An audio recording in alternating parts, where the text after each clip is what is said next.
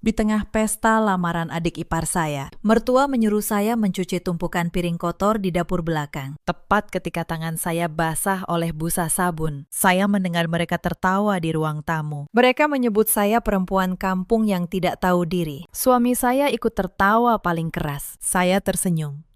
Saya tinggalkan piring kotor itu di wastafel. 1 jam kemudian, saya pastikan seluruh keluarga itu kehilangan rumah yang sedang mereka banggakan. Sebelum kita masuk lebih dalam, sempatkan dulu menulis di kolom komentar. Dari kota mana kalian menonton cerita ini?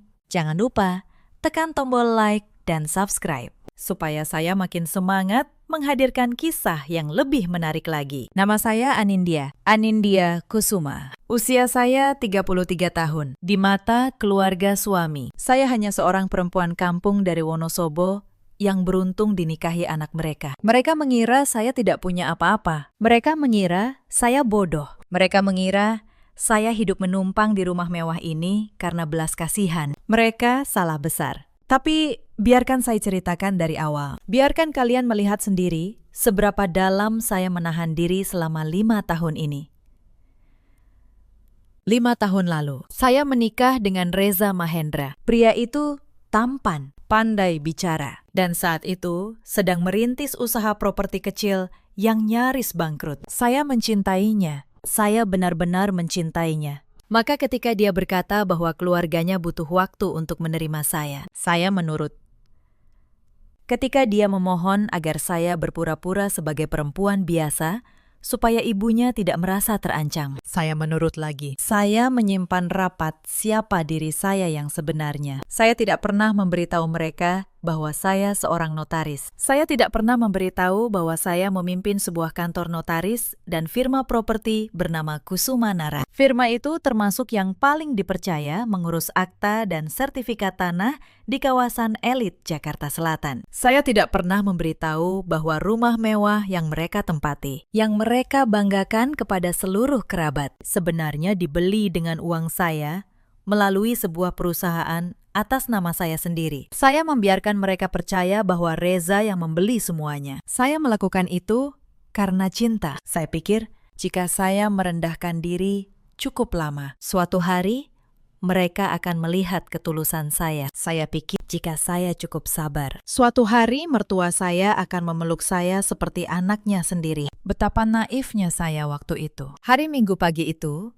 seharusnya menjadi hari yang membahagiakan. Hari ini adalah acara lamaran resmi Vania, adik ipar saya. Keluarga calon suaminya akan datang ke rumah ini. Rumah yang saya beli diam-diam 5 tahun lalu untuk meminang Vania secara adat. Sejak subuh, suasana rumah sudah sangat tegang. Mertua saya, Bu Hartati, berteriak ke sana kemari mengatur segalanya. Catering datang membawa puluhan nampan makanan. Tukang dekorasi memasang bunga di sepanjang teras. Semua harus sempurna. Semua harus terlihat mewah di mata keluarga besan baru. Dan di tengah semua kesibukan itu, hanya ada satu orang yang diperlakukan seperti pembantu. Saya.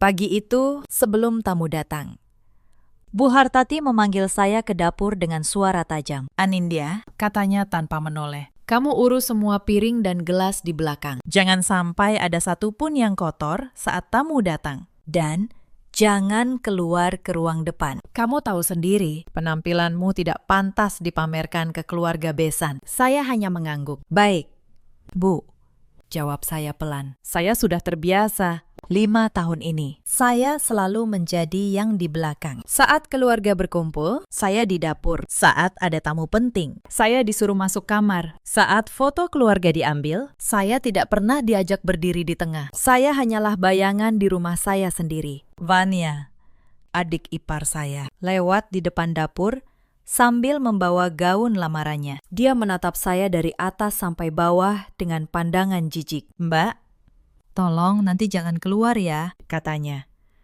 "Aku malu kalau calon mertuaku tahu kakakku punya istri kampung kayak Mbak. Nanti dikira keluarga kami nggak berkelas." Saya menelan ucapan itu. Saya hanya tersenyum tipis. "Tenang saja, Vania," jawab saya. "Aku akan di dapur." Dia tersenyum puas, lalu pergi. Saya menatap tumpukan piring di hadapan saya. Puluhan piring, gelas, mangkuk. Semua menunggu untuk dicuci. Saya menyingsingkan lengan baju, membuka keran, dan mulai bekerja.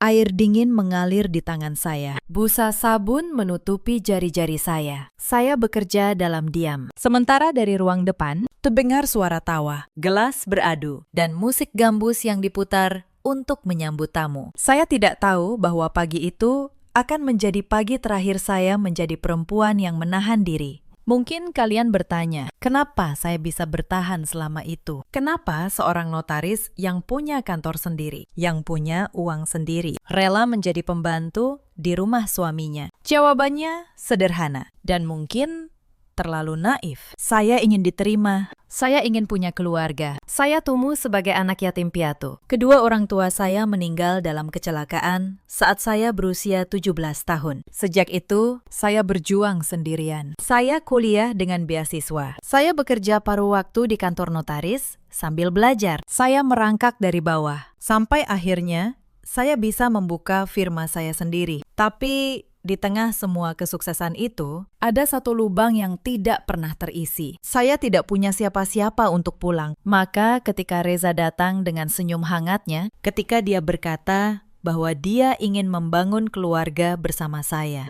percaya. Saya pikir inilah keluarga yang saya idamkan. Saya rela melepaskan apapun demi itu, termasuk harga diri saya. Tahun pertama pernikahan kami sebenarnya tidak terlalu buruk. Reza masih memperlakukan saya dengan baik. Meski ibunya sudah mulai dingin sejak awal. Bu Hartati tidak pernah suka pada saya. Di matanya, saya tidak punya garis keturunan yang pantas. Saya tidak punya gelar bangsawan. Tidak punya ayah pejabat. Tidak punya warisan.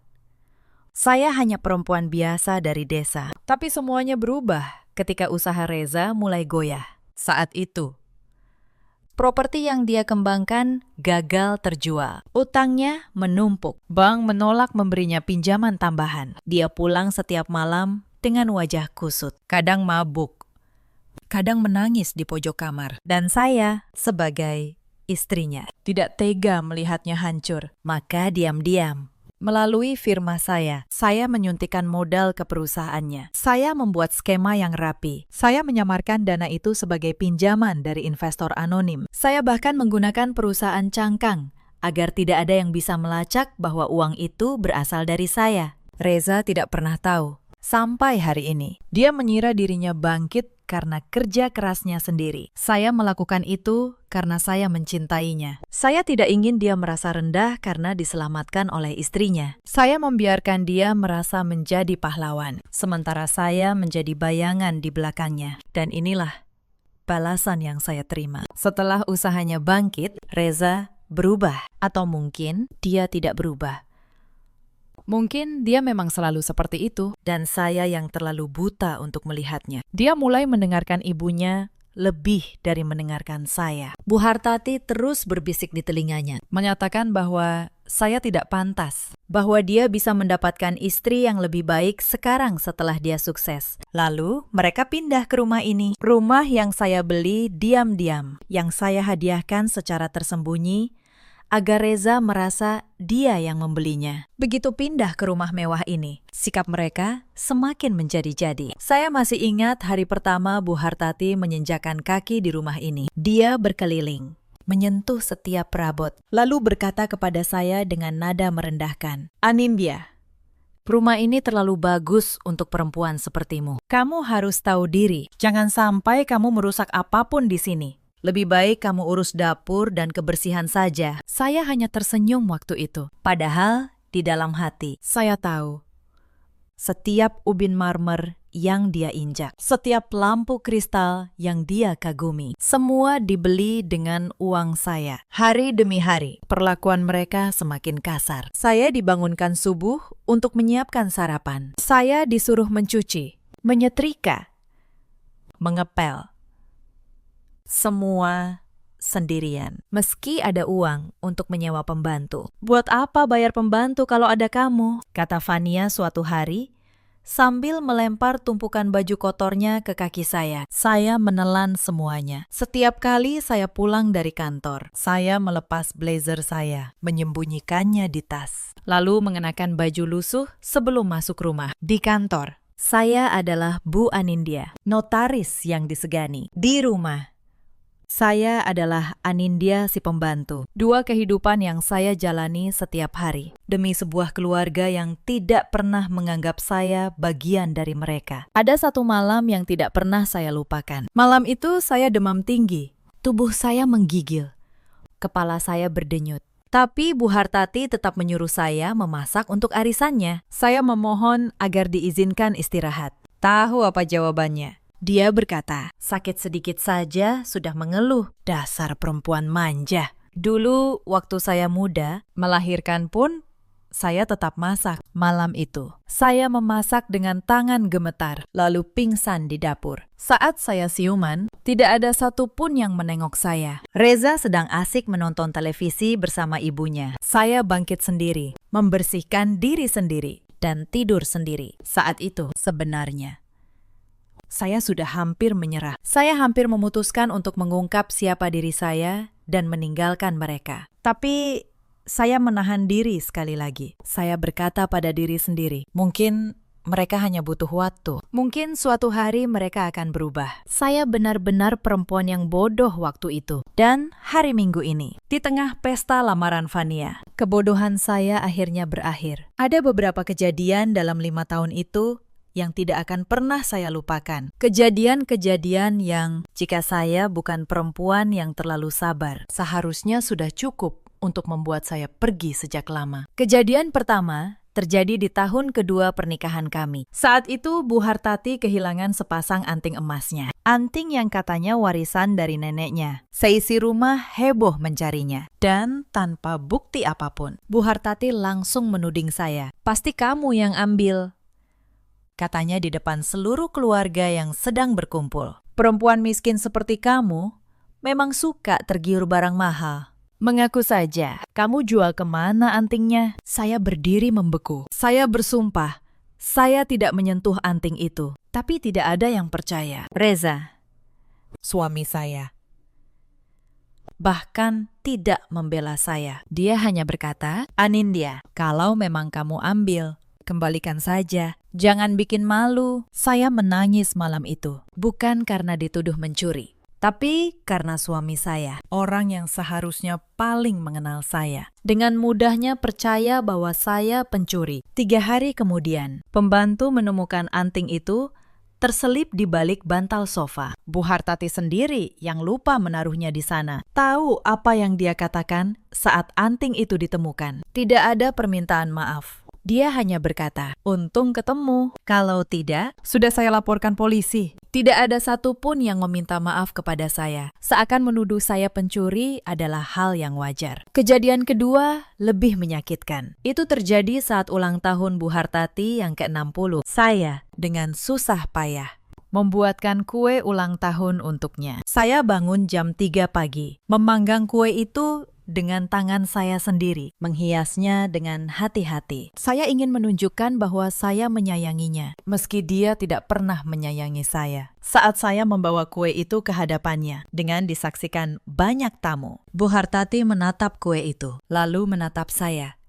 Lalu dia mendorong kue itu hingga jatuh ke lantai. Berantakan, saya tidak butuh kue buatan tangan kasar seperti tanganmu, katanya.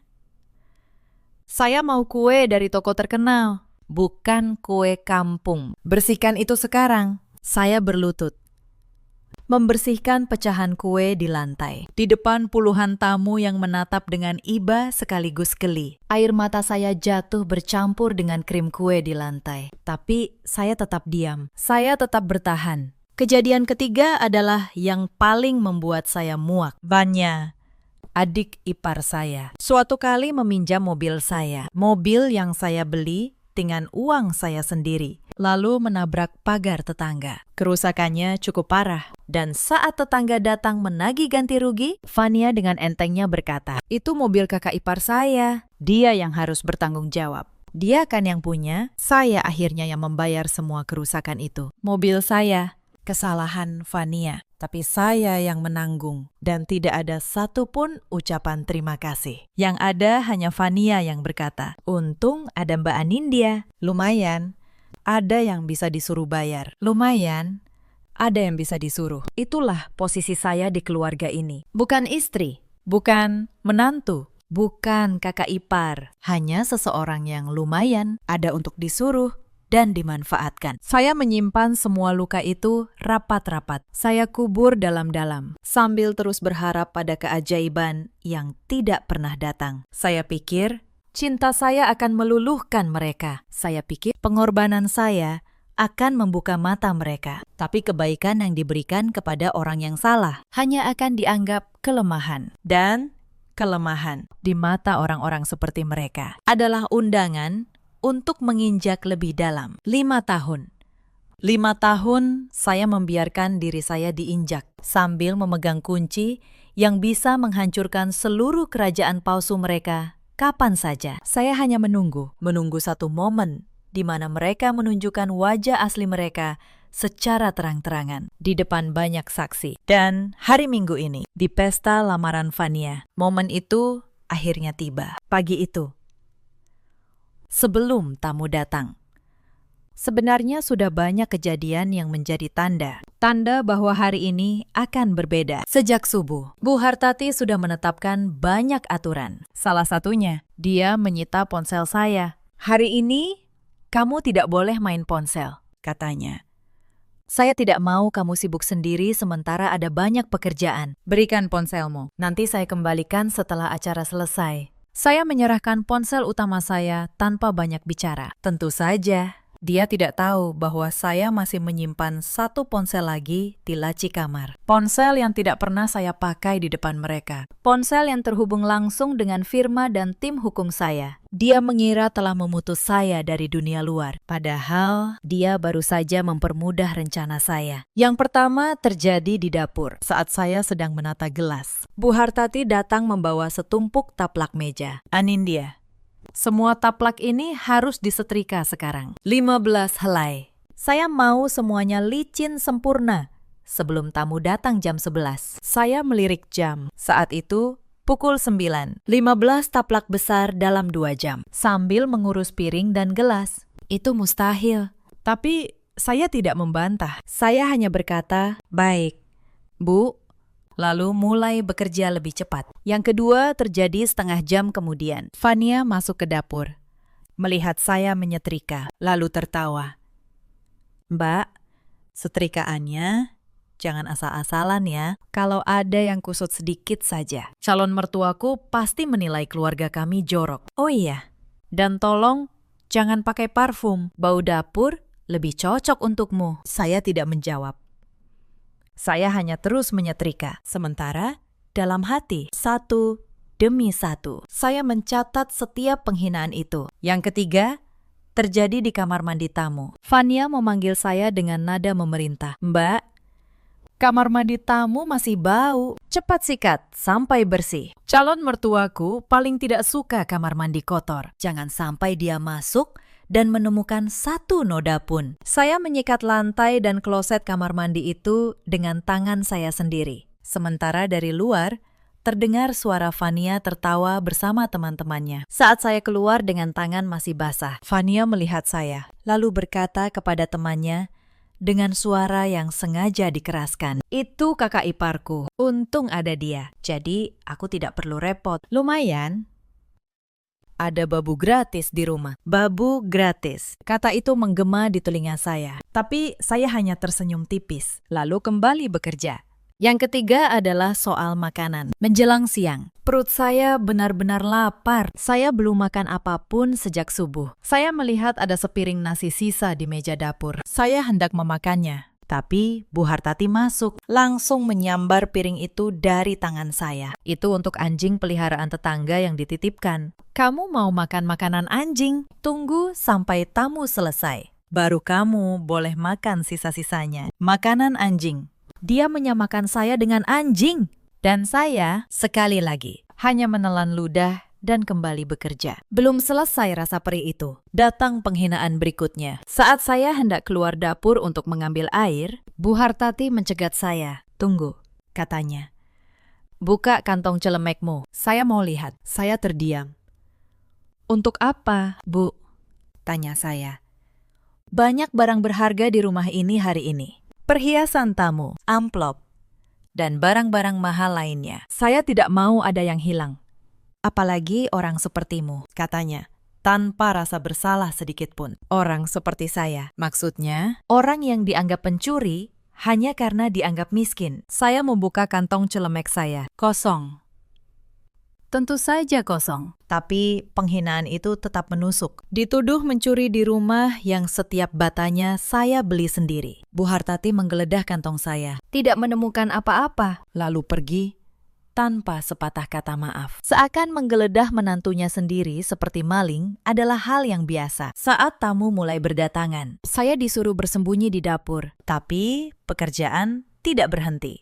Setiap beberapa menit, ada saja yang masuk membawa perintah baru. Antar air ke meja, bersihkan tumpahan di lantai, cuci gelas kotor. Saya berlari ke sana kemari seperti pelayan restoran di jam sibuk. Di tengah semua itu, ada satu momen kecil yang membuat dada saya sesak. Seorang anak kecil, keponakan dari pihak besan, masuk ke dapur mencari air. Dia melihat saya, lalu bertanya polos, "Tante ini pembantu di sini ya? Kok kerjanya banyak banget?" Saya tidak tahu harus menjawab apa. Saya hanya tersenyum dan memberinya segelas air. Tapi di belakang anak itu, Vania muncul. Dan dengan suara keras dia berkata, "Iya, dia pembantu. Jangan dekat-dekat. Nanti bajumu kotor." Pembantu. Di rumah saya sendiri, di hadapan seorang anak kecil. Saat itulah saya membawa nampan buah ke ruang tamu. Saat itulah saya berdiri di balik pilar marmer. Dan saat itulah saya mendengar semua percakapan yang akhirnya mematahkan kesabaran saya sepenuhnya. Tapi bukan hanya soal hinaan tadi. Ada satu hal lagi yang saya dengar, yang membuat saya semakin yakin bahwa keluarga ini harus belajar pelajaran yang tidak akan pernah mereka lupakan. Saat para tamu sibuk mengobrol, salah seorang petugas catering mendekati Bu Hartati dengan wajah cemas. Dia berbisik, tapi cukup keras, hingga saya bisa mendengar dari balik pilar. "Bu, maaf. Soal pembayaran catering. Sudah 2 minggu belum dilunasi. Bos saya minta hari ini harus dibayar." Bu Hartati tampak panik sesaat, lalu menjawab dengan suara rendah yang dipaksakan tenang. Nanti. Anak saya yang bayar. Jangan bikin malu di depan tamu. Nanti sore pasti saya transfer." Saya hampir tertawa. Mereka berpura-pura kaya di depan semua orang. Padahal untuk membayar catering pun mereka menunggak. Semua kemewahan ini hanya topeng. Dan topeng itu dibiayai oleh uang yang setiap bulan mengalir dari firma saya ke rekening Reza. Uang yang dia kira berasal dari keuntungan usahanya sendiri. Lalu datanglah percakapan tentang saya, tentang perempuan kampung yang sedang mencuci piring, tentang menantu yang tidak selevel, tentang istri yang bisa diceraikan kapan saja kalau ada yang lebih sempurna. Dan saat Reza mengucapkan kalimat terakhir itu sambil tertawa, sambil mengunyah kue di rumah yang saya beli, sesuatu di dalam diri saya benar-benar padam. Bukan amarah yang meledak, justru sebaliknya, sebuah ketenangan yang dingin. Ketenangan seseorang yang akhirnya tahu persis apa yang harus dilakukan dan punya semua kekuatan untuk melakukannya. Tamu dari keluarga calon suami Vania mulai berdatangan menjelang siang. Saya mendengar suara mertua saya menyambut mereka dengan nada yang dibuat-buat anggun. Mari. Silakan masuk. Rumah kami memang sederhana, tapi semoga nyaman. Sederhana. Saya hampir tertawa mendengarnya. Rumah 2 lantai dengan 5 kamar tidur. Kolam kecil di belakang dan lantai marmer impor. Rumah yang sebenarnya milik saya. Dia menyebutnya sederhana dengan nada merendah yang penuh kesombongan. Saya terus mencuci piring. Tumpukan itu seakan tak ada habisnya. Setiap kali saya selesai dengan satu rak, pembantu paruh waktu yang disewa, catering datang membawa rak baru yang kotor. Punggung saya mulai terasa nyeri. Keringat menetes di pelipis saya. Lalu, pintu dapur terbuka. Vania masuk dengan langkah cepat. "Mbak, makanan penutupnya kurang. Cepat siapkan buah-buahan di nampan besar itu. Lalu antar ke meja prasmanan. Tapi ingat, taruh saja di pinggir meja. Jangan sampai tamu lihat mukamu, katanya ketus. Saya mengeringkan tangan.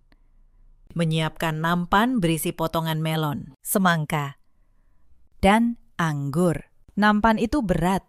Saya mengangkatnya dengan kedua tangan, lalu berjalan menyusuri lorong yang menghubungkan dapur dengan ruang tamu utama. Perut saya berbunyi. Sejak subuh, saya belum makan apapun. Saya menatap potongan buah segar di nampan itu. Tapi saya tahu, jika saya berani memakannya, Bu Hartati akan mengamuk. Makanan tamu tidak boleh disentuh pembantu. Begitu aturannya. Dan di rumah ini, saya adalah pembantu. Saya meletakkan nampan di pinggir meja prasmanan, persis seperti yang diperintahkan. Lalu saya bergegas mundur ke balik dinding pembatas, di belakang sebuah pilar marmer besar. Dari sana, saya bisa melihat dan mendengar segalanya tanpa terlihat. Ruang tamu penuh dengan kerabat. Bu Hartati duduk di kursi utama, dikelilingi para bibi dan tante. Fania duduk di sampingnya, anggun dalam gaun barunya. Dan di seberang mereka, keluarga calon suami Fania duduk rapi, mengamati rumah dengan kagum. Rumah ibu luar biasa sekali, kata seorang wanita dari pihak besan. Perabotnya semua import, pasti mahal sekali.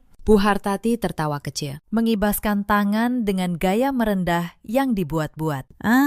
Biasa saja. Anak laki-laki saya, Reza, yang membelikan rumah ini untuk saya. Dia bilang tidak akan tenang bekerja kalau ibunya tidak hidup nyaman. Dia direktur perusahaan properti. Penghasilannya ratusan juta sebulan. Saya menggenggam erat sisi pilar marmer itu. Direktur, penghasilan ratusan juta. Setiap kata itu adalah kebohongan. Usaha Reza nyaris bangkrut 5 tahun lalu. Yang menyelamatkannya adalah suntikan modal dari firma saya, yang selama ini saya samarkan sebagai pinjaman bank. Beruntung sekali, ibu punya anak sehebat itu, timpal wanita lain. Lalu, di mana istri Reza? Saya dengar dia menikah, tapi kok tidak kelihatan? Pertanyaan itu membuat jantung saya berdegup. Saya menahan napas, menunggu jawaban dari keluarga yang selama 5 tahun ini saya layani dengan sepenuh hati. Bu Hartati memutar bola matanya. Suaranya ditinggikan dengan sengaja. Dibuat lantang agar terdengar sampai ke sudut ruangan. Oh, perempuan itu. Dia ada di belakang, sedang mencuci piring. Mencuci piring? Kenapa tidak suruh pembantu saja? Ibu kan orang kaya sekarang. Tanya wanita itu lagi, tampak heran. Fania menyela dengan tawa sumbang. Untuk elawar uang menyewa pembantu. Kalau sudah ada tenaga cuma-cuma di rumah, sudah sepantasnya dia di belakang. Perempuan kampung seperti dia tidak selevel dengan kita yang duduk di ruang tamu. Dia tidak tahu cara bicara dengan orang berkelas. Nanti malah bikin malu keluarga. Darah saya terasa dingin mendengarnya. Hinaan itu diucapkan terang-terangan di depan puluhan pasang telinga, dan tidak ada satupun yang membela saya. Beberapa kerabat justru mengangguk setuju, tersenyum sinis. Memang benar, lanjut Bu Hartati dengan nada makin tinggi. Keluarga kita sekarang sudah kelas atas, sementara perempuan itu cuma lulusan biasa, yatim piatu. Tidak punya warisan sepeser pun. Untung anak saya berbaik hati memungutnya. Kalau bukan karena Reza, dia pasti sudah jadi gelandangan di pinggir jalan. Kata-kata itu meluncur seperti pedang yang menusuk ulu hati saya. Yatim piatu. Itu benar.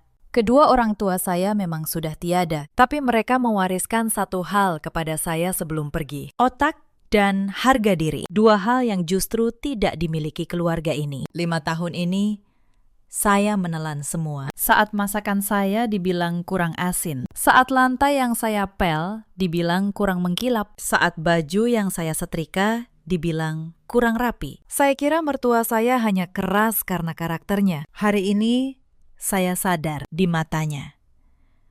Saya tidak pernah dianggap manusia, tapi rasa sakit itu belum seberapa. Dari arah teras, Reza melangkah masuk.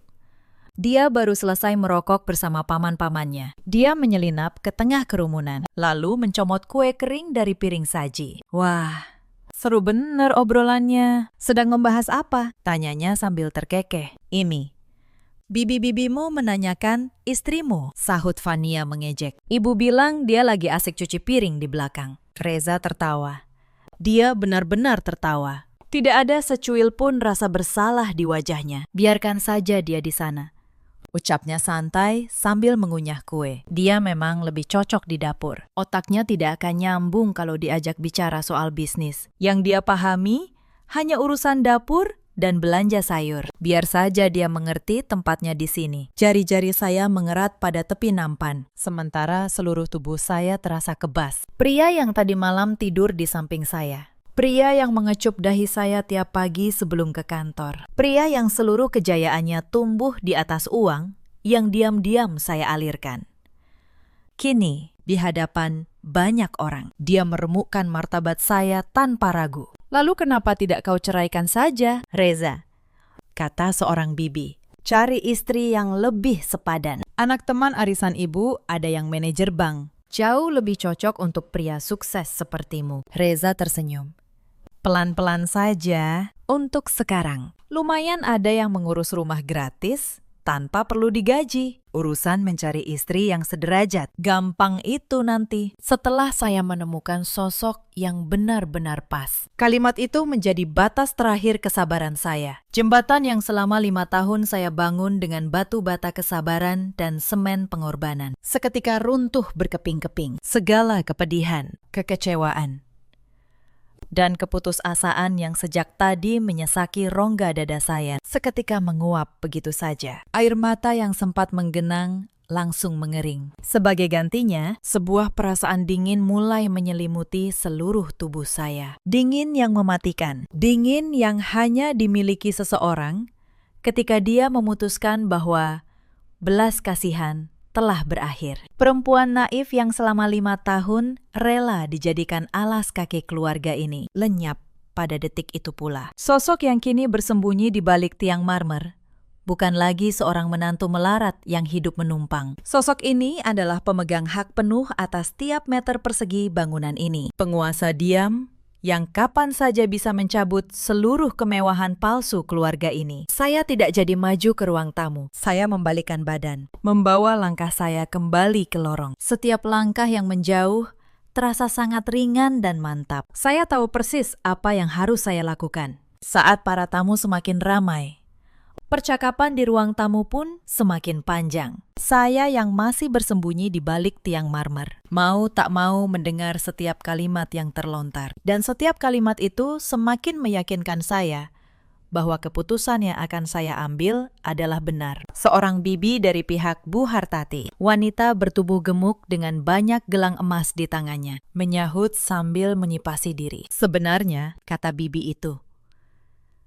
untung Reza tidak punya anak dari perempuan kampung itu. Bayangkan kalau sampai punya cucu. Pasti wajahnya kampungan semua. Malu kita. Beberapa orang tertawa mendengarnya. Tertawa.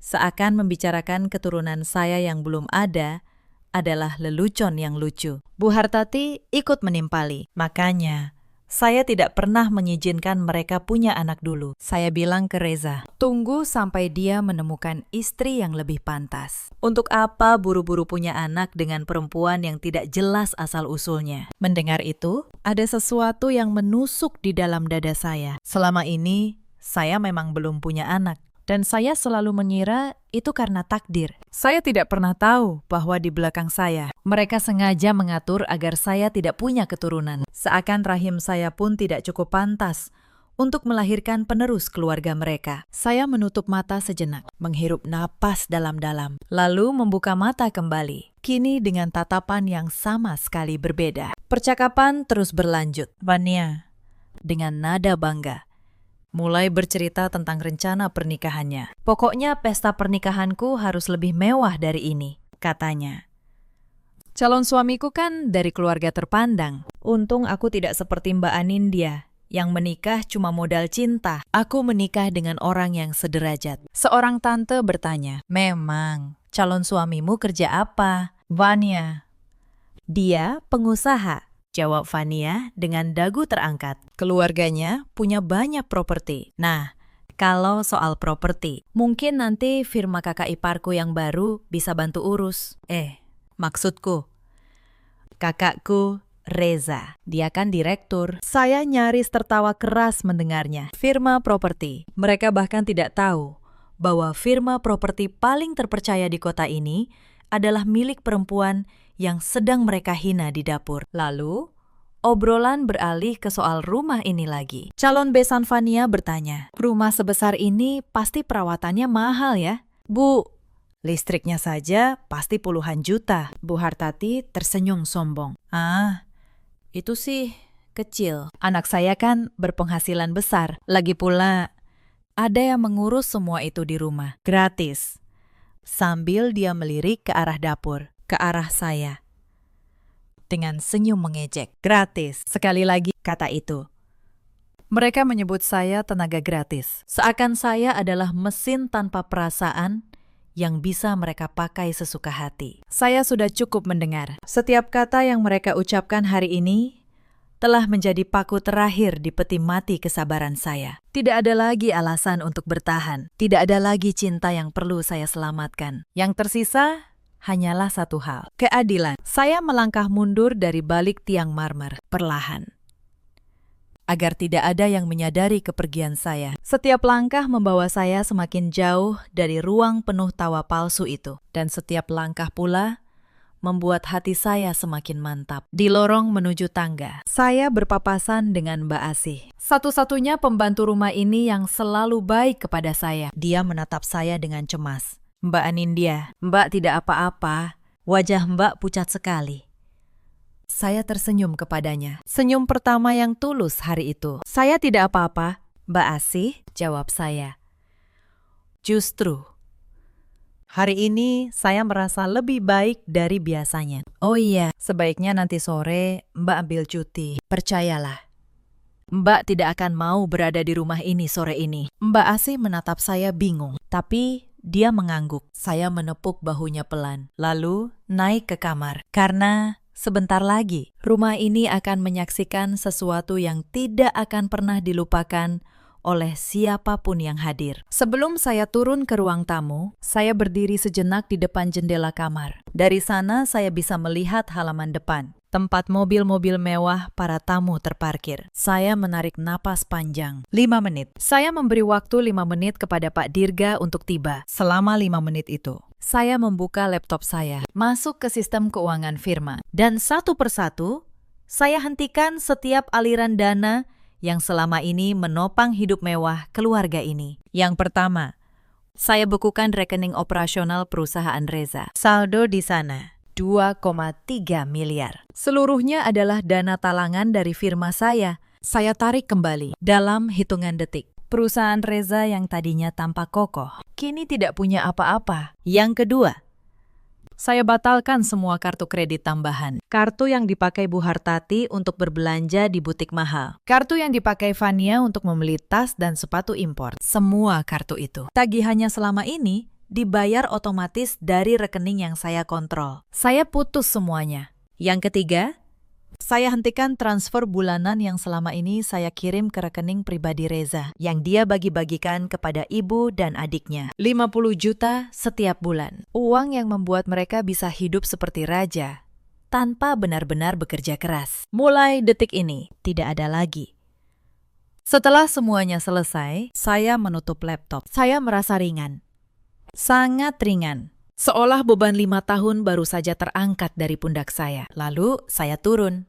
Ketika saya muncul di ruang tamu dengan blazer rapi dan rambut tersanggul. Untuk pertama kalinya dalam 5 tahun. Mereka tidak mengenali saya. Beberapa detik berlalu sebelum Bu Hartati menyadari bahwa perempuan berpakaian profesional ini adalah menantu yang tadi dia suruh mencuci piring. Dan setelah Pak Dirga datang, setelah sertifikat asli itu dibuka di hadapan semua orang, ruangan itu berubah menjadi kekacauan. Bu Hartati adalah yang paling histeris. Dia jatuh terduduk di lantai. Wajahnya pucat pasi. Ini pasti palsu. Anak saya yang beli rumah ini. Reza, katakan sesuatu. Katakan kalau ini rumahmu. Tapi Reza tidak bisa berkata apa-apa. Dia berdiri mematung, menatap sertifikat itu.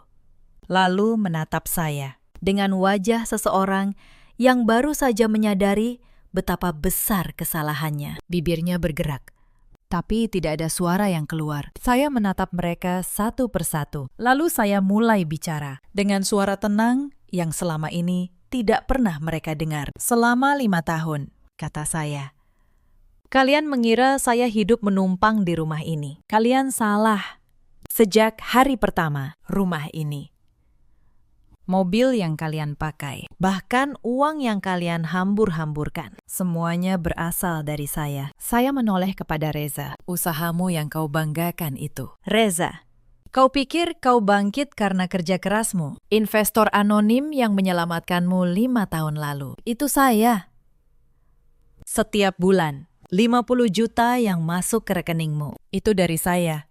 Perusahaanmu hidup karena infus dana dari firma saya. Dan tadi pagi, saya cabut semua infus itu. Sekarang, perusahaanmu sudah mati. Wajah Reza memucat. Tidak mungkin, gumamnya. Tidak mungkin kamu. Saya notaris. Reza, kata saya. Pemilik firma, Kusumanara. Firma yang mengurus akta properti separuh pengusaha besar di kota ini. Sementara kau dan ibumu dan adikmu sibuk menyuruh saya mencuci piring. Saya adalah orang yang menandatangani dokumen-dokumen miliaran rupiah setiap hari. Fania menggeleng-geleng. Air matanya mulai jatuh. Tidak. Tidak mungkin. Mbak cuma perempuan kampung. Mbak bohong. Saya menghampirinya. Perempuan kampung ini, kata saya pelan, adalah orang yang membayar ganti rugi saat kau menabrak pagar tetangga. Perempuan kampung ini yang membeli rumah tempat kau merayakan lamaran hari ini. Dan perempuan kampung ini, Vania, yang setiap bulan membiayai gaya hidupmu yang kau pamerkan di media sosial. Vania terduduk. Gaun lamarannya kusut. Riasannya luntur oleh air mata. Saat itulah keluarga calon suami Vania, yang sejak tadi menyaksikan semuanya dengan ngeri, mulai berdiri. Calon mertua Vania, seorang wanita berwibawa, menatap Bu Hartati dengan dingin. Bu Hartati, katanya, kami datang ke sini dengan niat baik untuk meminang Vania. Tapi yang kami lihat hari ini adalah sebuah keluarga yang penuh kebohongan dan kesombongan. Keluarga yang tega memperlakukan menantunya sendiri seperti budak. Maaf, kami tidak bisa membiarkan anak kami masuk ke keluarga seperti ini. Lamaran ini kami batalkan. Tidak, jerit Panye. Merangkak mengejar mereka. Jangan, saya mohon. Ini semua salah paham, tapi keluarga itu sudah keluar dari pintu, meninggalkan Vania yang menjerit di lantai. Impian pernikahannya hancur dalam sekejap. Di atas reruntuhan kesombongan keluarganya sendiri, Reza, dengan tangan gemetar, mencoba mendekati saya. Anindya, dengarkan aku. Aku khilaf, aku salah, aku akan berubah. Kita keluarga, kan? Kita bisa perbaiki ini bersama. Aku mencintaimu, sungguh. Saya menatapnya. Untuk sesaat, ada bagian kecil dalam hati saya yang teringat pada pria yang dulu saya cintai. Tapi bagian itu sudah mati, dibunuh oleh tawanya tadi. Saat dia berkata bahwa otak saya hanya cukup untuk harga cabai dan bawang. Cinta, kata saya. Kau bicara soal cinta.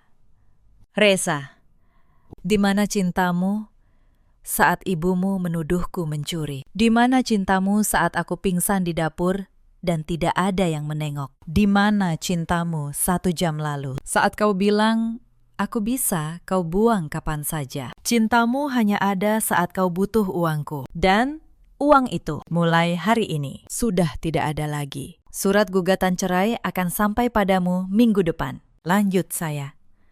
Dan karena seluruh harta yang kau klaim sebagai milikmu, sebenarnya atas nama saya. Kau akan keluar dari pernikahan ini dengan tangan kosong. Persis seperti saat aku pertama mengenalmu. Saya berbalik kepada Pak Dirga. Silakan lanjutkan. Pakistan. Pak Dirga mengangguk kepada para petugas. Bu Hartati, Vania, dan Reza, ucapnya tegas.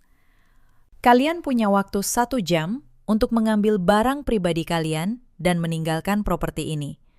Setelah itu, kunci akan diganti. Bu Hartati menjerit histeris, mencengkeram lengan saya. Anindya, kau tidak bisa melakukan ini. Kau menantu durhaka. Karma akan mengutukmu. Kau tidak bisa membiarkan ibu mertuamu di jalanan. Saya menatapnya tanpa emosi. Bu, kata saya. 1 jam lalu, ibu bilang saya pasti sudah jadi gelandangan kalau bukan karena anak ibu. Hari ini.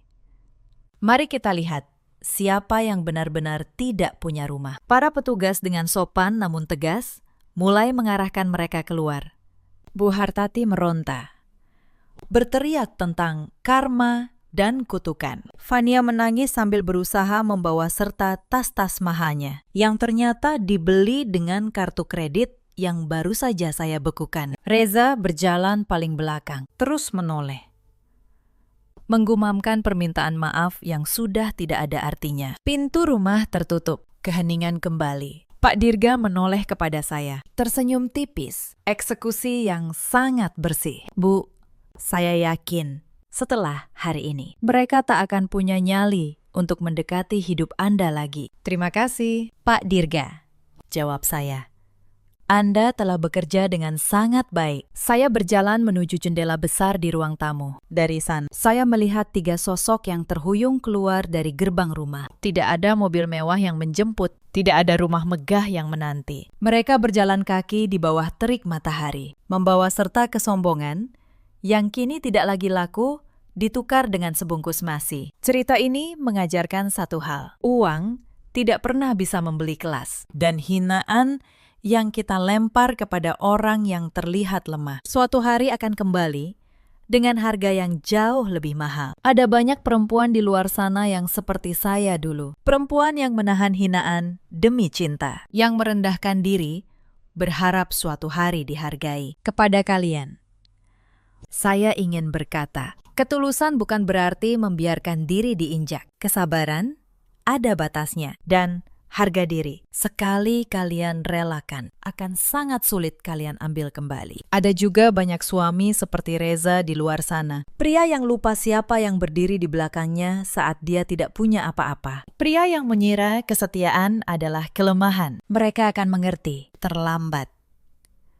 bahwa perempuan yang mereka anggap remeh adalah fondasi yang menahan seluruh hidup mereka. Dan ada pula para ibu mertua seperti Bu Hartati. Mereka yang mengukur nilai seseorang dari penampilan dan harta. Mereka yang membuang berlian karena terlalu silau oleh kaca murahan buatan mereka sendiri. Bu Hartati kini tinggal di rumah kontrakan kecil bersama Fania, yang lamarannya batal dan tidak pernah menemukan pengganti. Reza, usahanya benar-benar bangkrut setelah aliran dana saya berhenti. Sementara saya kembali ke hidup saya yang sesungguhnya. Hidup yang tidak lagi perlu disembunyikan. Beberapa hari setelah kejadian itu, kabar tentang keluarga Bu Hartati menyebar di lingkungan mereka yang dulu. Orang-orang yang dulu mengagumi kemewahan mereka, kini hanya bisa menggeleng. Ternyata semua itu palsu. Ternyata mereka hanya hidup dari belas kasihan menantu yang mereka hina. Saya tidak pernah berniat membalas dendam dengan kejam. Saya tidak menyita semua harta mereka, meski saya bisa. Saya membiarkan mereka membawa pakaian dan barang pribadi. Saya hanya mengambil kembali apa yang memang milik saya, tidak lebih,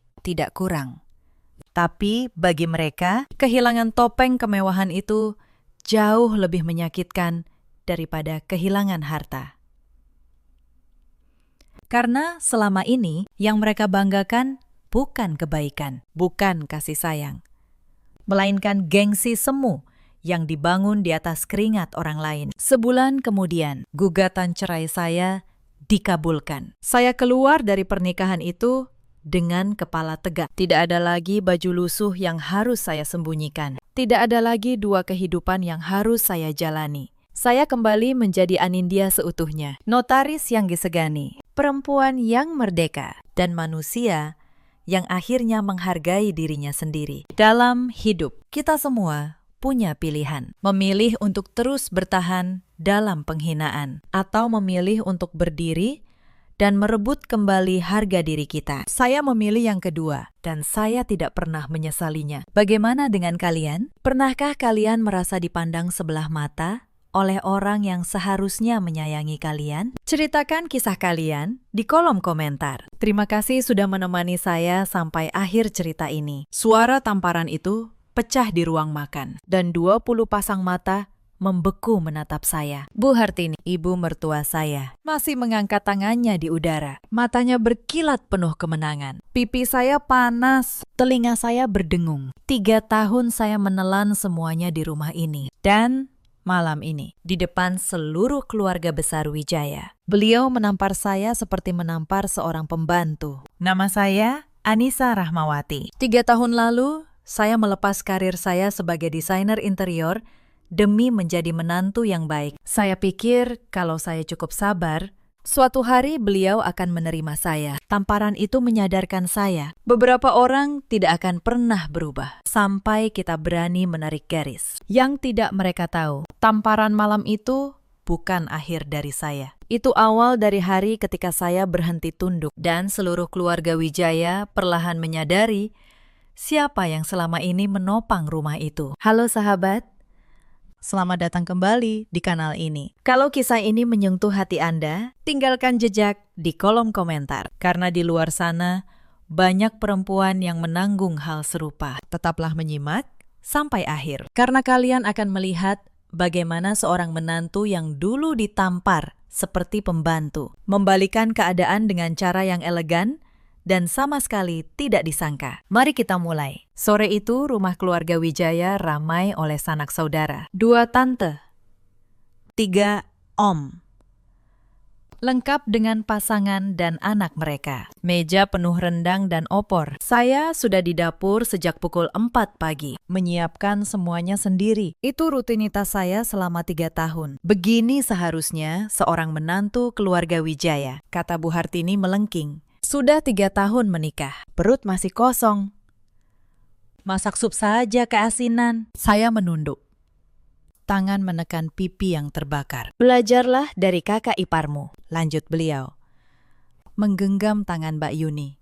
Lihat betapa tahu dirinya dia. Mbak Yuni menundukkan kepala. Berlagak perempuan paling berbudi. Ibu, jangan memuji saya berlebihan. Tapi sudut bibirnya melengkung. Senyum licik yang tersembunyi, buruk. Suami saya, Mas Galih, berdiri di samping saya. Saya merasakan tubuhnya menegang. Ibu, suara saya keluar luar biasa tenang. Apa yang ibu lakukan? Aku memberimu pelajaran.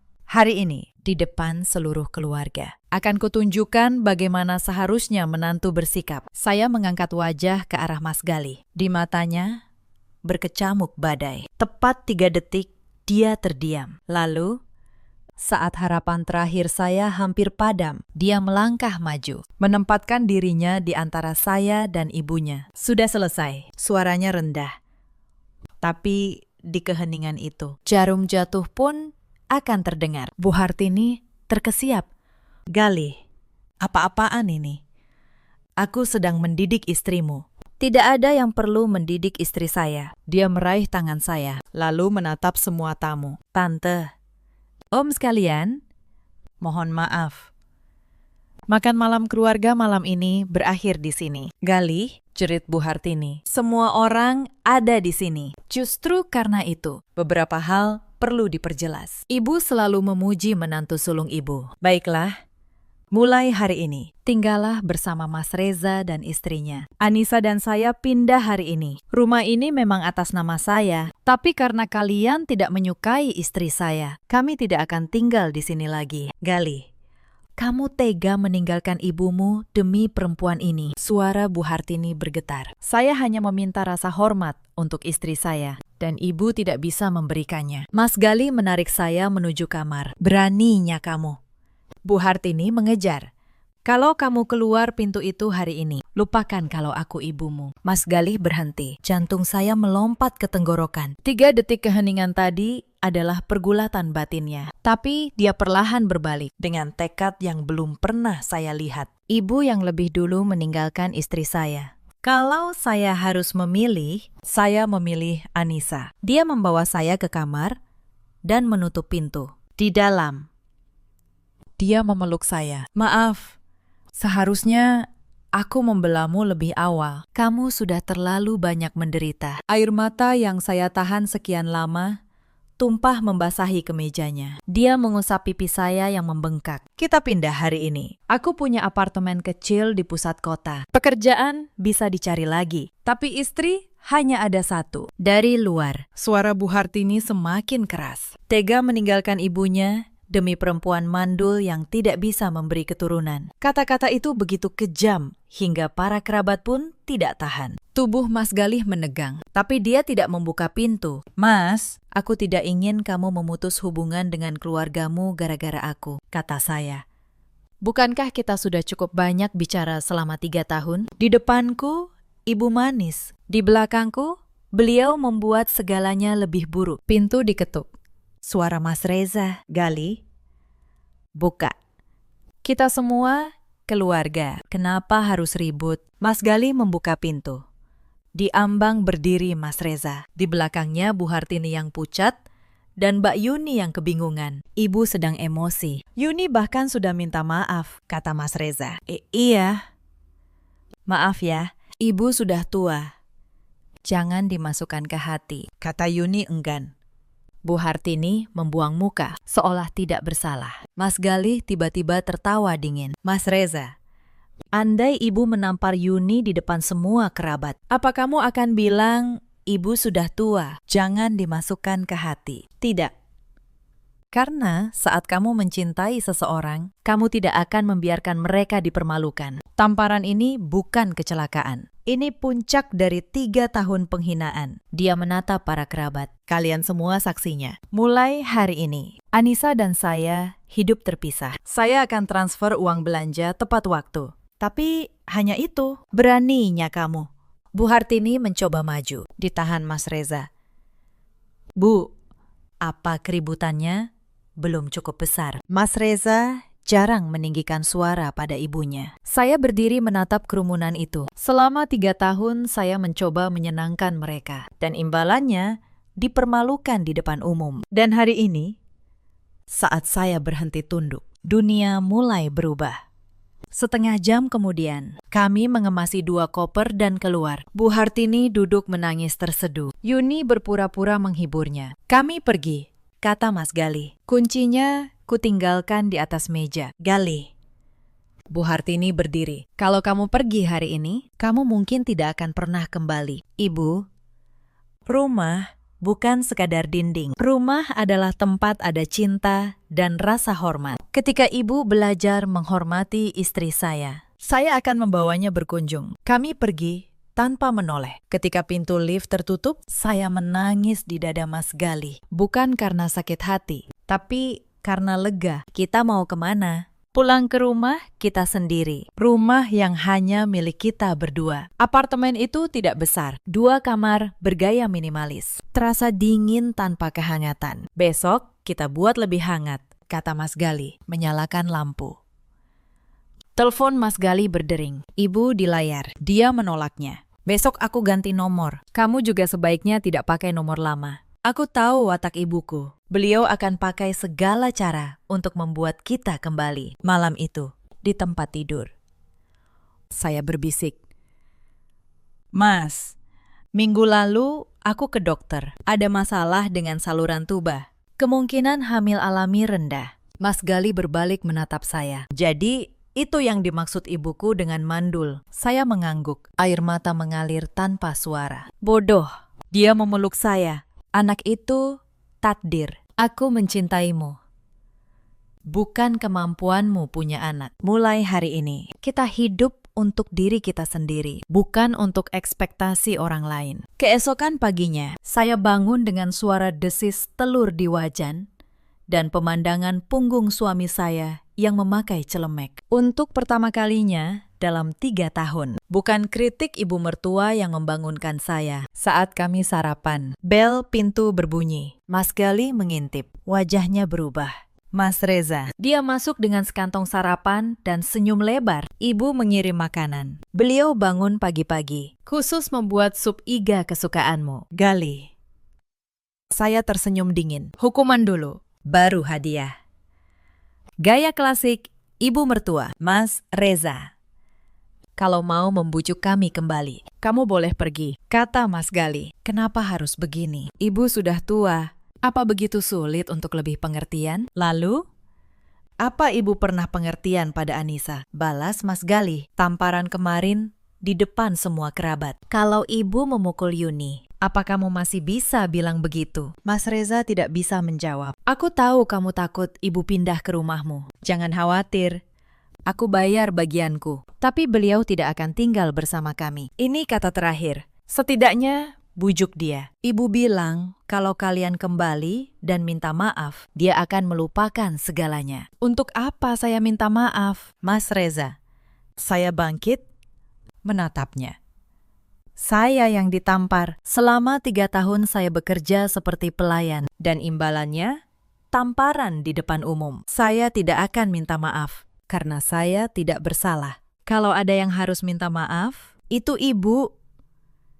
Anissa, bagaimana kamu bisa berubah? Saya berubah karena saya sadar rasa hormat tidak didapat dengan kesabaran. Mas Reza menghela napas dan pergi. Di pintu, dia berbalik. Kalian akan terus bermusuhan begini. Itu lebih baik daripada membiarkan istriku dihina, jawab Mas Gali. Hari itu kami mengganti nomor telepon dan membuat apartemen kami hangat. Mas Gali membeli seikat bunga matahari. Bunga matahari selalu menghadap matahari, dan kita juga harus begitu. Malamnya, Mas Gali membuka laptopnya. Sebenarnya, sejak tahun lalu aku menyiapkan usaha rintisan bersama beberapa teman. Kalau aku mengundurkan diri dari perusahaan keluarga dan fokus pada usaha sendiri, apa kamu mendukung? Iya, jawab saya tanpa ragu. Apapun keputusanmu. Aku ingin membuktikan, bahkan tanpa keluarga, aku bisa memberimu kehidupan yang baik. Tapi pertama, aku ingin mencari pekerjaan. Aku ingin membuktikan pada diriku sendiri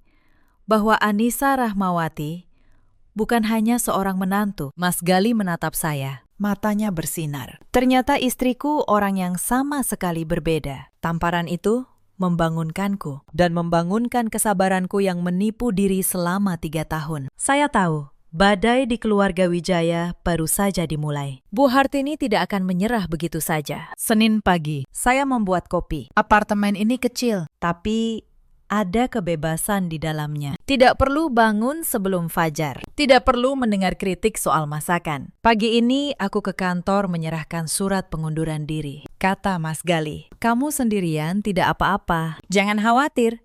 Hari ini aku juga mulai mengirim lamaran. Setelah dia pergi, saya membuka laptop lama dan masuk ke situs pencarian kerja. Jeda 3 tahun adalah kerugian besar. Saat saya memikirkan cara menjelaskannya, telepon berdering. Nomor baru. Anissa, akhirnya kamu menjawab. Suara Diandra, sahabat saya dari kampus. Panik dan marah. Aku dengar semuanya. Memek sihir Wijaya itu menamparmu di depan semua orang. Di mana kalian sekarang? Kami di apartemen Gali. Semua baik-baik saja. Bagaimana kamu tahu? Drama keluargamu menyebar kemana-mana. Kakak iparmu, Yuni, memposting status sindiran di media sosial tentang menantu yang tidak tahu menghormati orang tua sampai harus didik. Hati saya mencelos. Yuni, tentu saja. Aku butuh bantuanmu, kata saya. Aku sedang cari kerja, tapi ada jeda 3 tahun. Bisakah kamu merekomendasikan aku? Diandra, direktur seni di agensi terkenal. Tentu, kami sedang mencari desainer seni. Soal jeda, katakan saja kamu merawat keluarga. Itu bukan kebohongan. Saat saya membereskan apartemen, bel pintu berbunyi. Melalui lubang intip, saya melihat Bu Hartini, lelah. Lingkaran hitam di bawah mata, memegang rantang termal. Jantung saya berdebar. Saya menarik napas, membuka pintu sambil menahan rantai pengaman. Selamat pagi, Bu. Bu Hartini tidak menyangka ketenangan ini. Anissa, sayang, Ibu buatkan sup ayam kesukaanmu. Kesukaan saya. Selama 3 tahun, beliau tidak pernah ingat apa yang saya suka. Yuni yang menyukai sup ayam. Terima kasih. Tapi kami sudah sarapan. Saya tidak mengambil rantang itu. Ada perlu apa, Bu? Ibu salah kemarin. Seharusnya ibu tidak mengangkat tangan. Pulanglah. Ibu janji akan bersikap baik. Janji. Saya sudah mendengarnya berkali-kali selama 3 tahun. Bu, kalau ibu benar-benar mengakui kesalahan, katakan langsung pada Gali. Dan soal kembali, kami tidak berencana untuk saat ini. Suara Bu Hartini bergetar. Apa kamu tidak punya hati? Ibu sudah setua ini. Kamu juga perempuan. Suatu hari, kamu juga akan jadi ibu mertua. Lagi-lagi pemerasan emosional. Bu, selama 3 tahun, saya mengerti semua kritik ibu. Tapi apa ibu pernah mengerti saya? Tamparan itu membunuh perasaan terakhir saya. Kalau ibu ingin memperbaiki keadaan, mulailah dengan belajar menghormati saya. Saya membuka pintu sepenuhnya. Pergilah. Dan bawa sup itu untuk menantu sulung. Dia sangat menyukainya. Wajah Bu Hartini pucat. Beliau tidak menyangka saya mengungkap tipu muslihatnya langsung. Beliau pergi dengan bingung. Saya menutup pintu, bersandar padanya. Jantung berdebar. Telepon berbunyi. Pesan dari Diandra. Riwayat hidupmu sudah diserahkan ke HRD. Besok jam 10 wawancara. Semoga berhasil. Sore harinya, telepon berdering. Tante Ratih. Kakak Bu Hartini. Anissa sayang. Tante dengar kamu dan Gali pisah rumah. Ibu mertuamu memang pemarah, tapi dia sudah tua. Apa begitu sulit untuk mengalah? Tante. Kalau tante menelpon untuk menceramahi saya, maaf. Saya sibuk. Anak kurang ajar. Gali memang membelamu sekarang. Tapi laki-laki itu, rasa baru akan berlalu. Dan dia akan ingat ibunya. Lalu kamu kehilangan dia. Kita lihat saja nanti. Tante, dan menyebarkan fitnah itu kejahatan. Kalau tante terus mengatakan, saya berperilaku tidak pantas. Saya berhak menempuh jalur hukum. Saya menutup telepon dan memblokir nomornya. Panggilan berdatangan dari tante dan om lain. Intinya sama, saya harus bijaksana. Menghormati orang tua. Saya menjawab semuanya dengan sopan tapi tegas. Ternyata saat kamu berhenti peduli pendapat orang lain, kamu jauh lebih bebas. Malamnya, Mas Galih pulang. Kudengar kamu menangkis serangan 1 batalion hari ini. Mas Reza menelpon. Katanya kamu membuat mereka tidak bisa berkata-kata. Dan ibu mengamuk di rumah. Dia tersenyum. Surat pengunduran diriku diterima. Dan proyek kami dapat putaran investasi kedua. Layar ponsel saya menyala. Pesan dari Yuni, nomor baru. Anissa, ibu pulang dan banyak menangis. Apa kamu tidak bisa lebih murah hati? Saya membalas.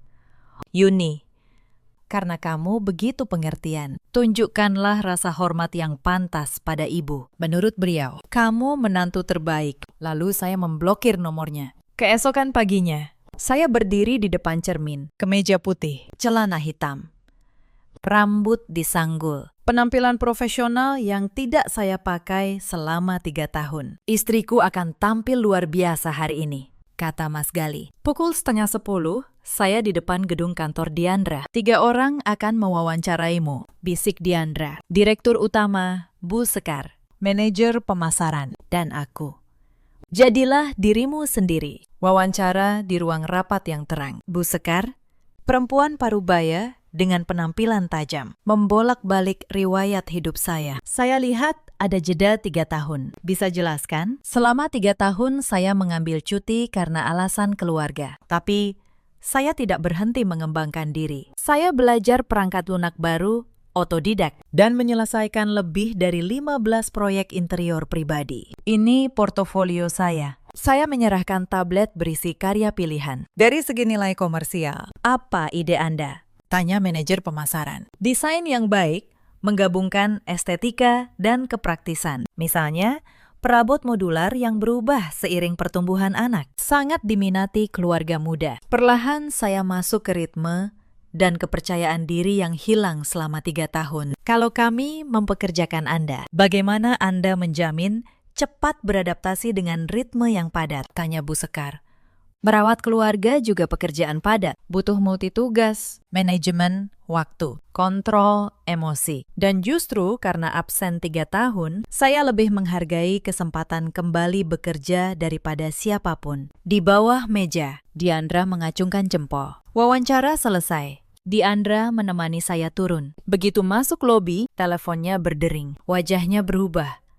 Anissa, kita punya masalah. Ibu mertuamu dan menantu kesayangannya saat ini ada di HRD. Mereka mengeluh ke Bu Sekar bahwa kamu berperilaku tidak pantas, tidak layak bekerja di sini. Kepala saya berdenyut. Mereka berani mengejar saya sampai ke sini. Mulai dari sini, aku menghadapinya sendiri. Suara saya begitu dingin, hingga saya sendiri tidak mengenalinya. Di ruang tamu, Bu Hartini dan Yuni duduk di sofa. Mata Bu Hartini merah bengkak. Bu Sekar berdiri di dekat jendela, tidak senang. Diandra, mengapa wawancara kerja berubah jadi pertengkaran keluarga? Bu, saya minta maaf atas gangguan ini. Saya melangkah maju. Perempuan ini memang kerabat saya, tetapi ini tidak ada hubungannya dengan wawancara. Anissa, Bu Hartini berdiri, bersiap untuk peran korban. Pulanglah. Kenapa membuka aib keluarga? Yang membuka aib keluarga adalah ibu. Balas saya dingin. Saya wawancara resmi, dan ibu datang mengatakan, saya berperilaku tidak pantas. Apakah ini yang ibu sebut merawat keluarga? Yuni menyahut, Anissa, ibu demi kebaikanmu, lebih baik tinggal di rumah. Ibu sudah janji tidak menyakitimu lagi. Yuni, kemarin kamu datang ke apartemenku dengan sup dan bilang ibu menyesal. Hari ini dia membuat keributan di tempat aku wawancara. Siapa yang berbohong? Atau kalian bermain polisi baik dan polisi jahat? Wajah Yuni memucat, topengnya retak. Bu Sekar, jangan dengarkan dia.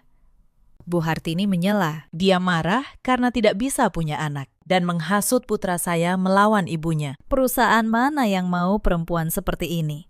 Tidak bisa punya anak. Kata-kata itu seperti pisau. Diandra siap menerkam, tapi saya menahannya dan tertawa. Menurut ibu, nilai perempuan hanya pada kemampuannya melahirkan. Saya berbalik menghadap semua orang, termasuk karyawan yang pura-pura lewat. Karena sudah sampai di titik ini, saya ceritakan semuanya. Nama saya Anissa Rahmawati. 3 tahun lalu saya menikah dan meninggalkan pekerjaan demi keluarga. Saya merawat mertua dengan tekun, tetapi karena belum punya anak, saya terus dihina. Kemarin ibu mertua saya menampar saya di depan semua orang. Suami saya membawa saya keluar. Hari ini saya datang wawancara, berharap memulai dari nol. Tapi ibu mertua dan kakak ipar saya datang mencoba merebut kesempatan ini. Kalau perusahaan Anda berpikir bahwa perempuan yang mencoba keluar dari kekerasan dalam rumah tangga dan ingin hidup mandiri, berperilaku tidak pantas, maka saya tidak punya apa-apa lagi untuk dikatakan. Ruangan sunyi.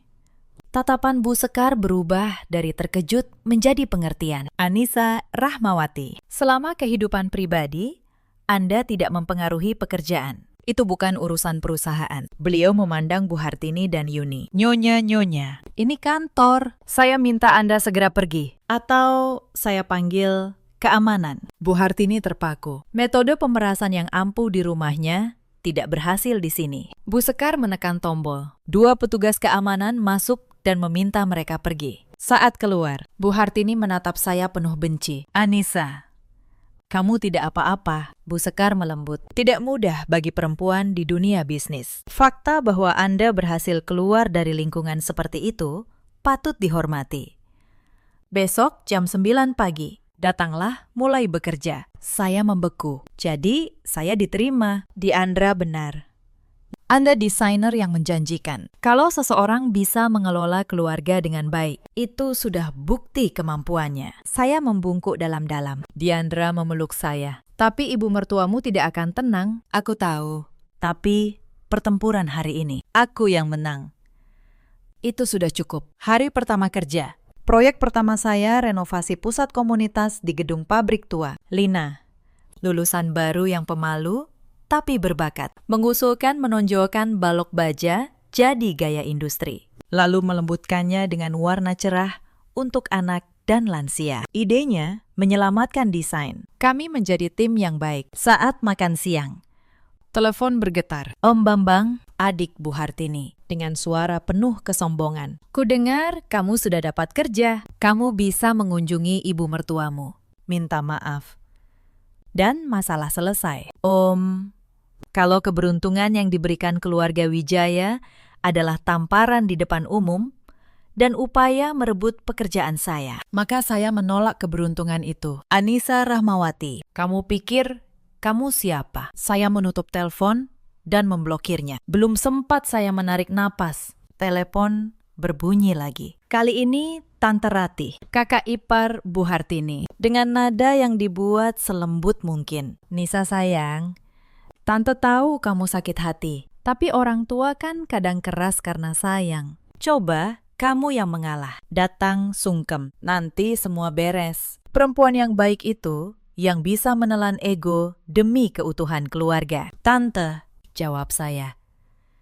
Selama 3 tahun, saya menelan ego saya sampai habis. Yang saya dapat bukan keutuhan keluarga, melainkan tamparan di depan 20 orang. Kalau menelan ego adalah syarat menjadi perempuan baik. Mungkin saya memang bukan perempuan baik versi keluarga ini. Tante Ratih terdiam.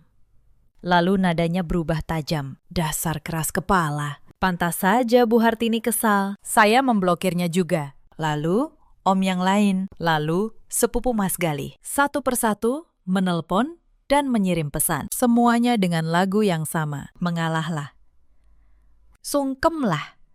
Jangan mempermalukan keluarga. Tidak ada satupun yang bertanya, bagaimana keadaan pipi saya setelah ditampar. Saya memblokir mereka semua. Satu demi satu. Sampai daftar kontak saya terasa jauh lebih ringan. Yang paling menyakitkan justru datang dari media sosial. Mbak Yuni memperbarui statusnya hampir setiap hari. Tidak pernah menyebut nama saya. Tapi semua orang tahu siapa yang dimaksud. Ada menantu yang merasa dapat pekerjaan, lalu lupa diri. Kasihan ibu mertua yang dihianati menantu sendiri. Zaman sekarang, kesabaran orang tua dibalas tuntutan. Komentar-komentar dari kerabat berdatangan di bawahnya. Menghakimi saya tanpa pernah mendengar sisi cerita saya. Selama beberapa malam, saya membaca semua itu dengan dada sesak. Lalu saya berhenti. Saya menutup aplikasi itu dan menonaktifkan notifikasi. Saya berkata pada diri saya sendiri satu hal sederhana. Orang yang tidak pernah ada di dapur pukul 4 pagi bersama saya tidak berhak menentukan harga diri saya. Menurut kalian, apakah saya salah karena berhenti membaca hinaan mereka? Tulis di kolom komentar di posisi saya.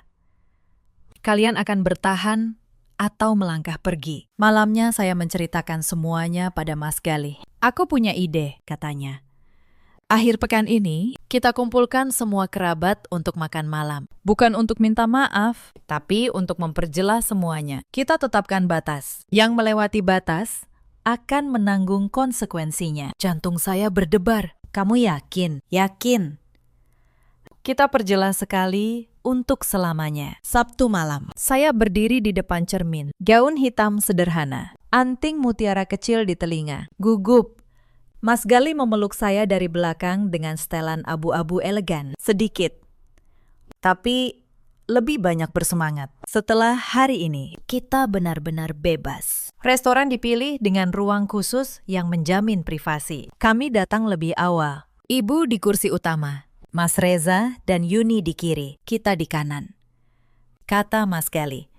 Para kerabat berdatangan. Tante Ratih dan Om Bambang tampak malu. Pukul 7:50, Bu Hartini datang bersama keluarga Mas Reza dengan gaun merah anggur. Tapi lingkaran hitam di bawah matanya mengkhianati keadaannya. Yuni mengikuti. Mencoba terlihat patuh. Semua sudah datang. Silakan sajikan makanan, kata Mas Gali. Makan malam berlangsung dalam keheningan canggung. Setelah semua meletakkan alat makan, Mas Gali memecah keheningan, memegang tangan saya. Aku mengumpulkan semua orang untuk mengumumkan beberapa hal secara resmi. Pertama, Anissa dan aku pindah ke apartemen kami sendiri. Ibu bisa tinggal di rumah lama atau menyewakannya. Kedua, kewajiban kami merawat ibu tetap ada dalam bentuk uang belanja bulanan 5 juta rupiah, ditambah hadiah hari raya. Dengan syarat, ibu menghormati Anissa dan tidak ikut campur. Ketiga, kapan kami punya anak dan bagaimana caranya adalah urusan pribadi kami. Tatapannya menajam ke Bu Hartini. Dan keempat, kalau ada yang pergi ke tempat kerja Anissa lagi atau memfitnahnya, saya akan menempuh jalur hukum, termasuk melapor ke polisi. Keheningan total menyelimuti ruangan. Air mata mengalir di pipi Bu Hartini. Gali, jadi kamu bertekad meninggalkan ibumu demi perempuan ini. Saya hanya meminta rasa hormat untuk istri saya. Kalau ibu tidak bisa memberikannya, kita terpaksa menjaga jarak. Aku membesarkanmu 30 tahun untuk mendengar kamu bicara soal jarak. Ibu membesarkan saya 30 tahun dan saya bersyukur. Itulah sebabnya saya memenuhi kewajiban saya. Tapi Anissa tidak berutang apapun pada ibu. Dia menikah untuk menjadi istri saya, bukan pelayan ibu. Pelayan. Dia makan di rumah kita, tinggal di rumah kita, dan 3 tahun tidak memberi satu pun keturunan. Cukup. Mas Gali berdiri. Saya memegang tangannya untuk menenangkan, lalu berbalik ke Bu Hartini. Suara saya jelas. Ibu, selama 3 tahun saya makan di rumah ibu, tinggal di rumah ibu. Karena itu, hari ini, di depan semua kerabat, saya ingin membuat perhitungan. Saya mengeluarkan sebuah buku catatan kecil dan membukanya. Tahun pertama, saya berhenti bekerja. Pekerjaan rumah tangga. Upah harian paling rendah, Rp50.000 sebulan. Setahun, 18 juta. Tahun kedua, ibu operasi kantung empedu. Saya merawat di rumah sakit 28 hari. Jasa perawat, saya hitung 150.000 sehari. Totalnya, 4.200.000. Tahun ketiga, rumah direnovasi. Saya mengawasi 3 bulan. Gaji mandor 5 juta. Totalnya, 15 juta. Saya mengangkat mata selama 3 tahun. Pekerjaan gratis yang saya lakukan untuk keluarga Wijaya. Kalau dinilai dengan uang, totalnya Rp37.200.000. Kalau ibu merasa berutang pada saya, ibu bisa mengembalikannya sekarang. Semua membeku. Termasuk Mas Gali. Dia tidak tahu saya membuat catatan ini. Kamu membuat perhitungan denganku. Wajah Bu Hartini menghijau.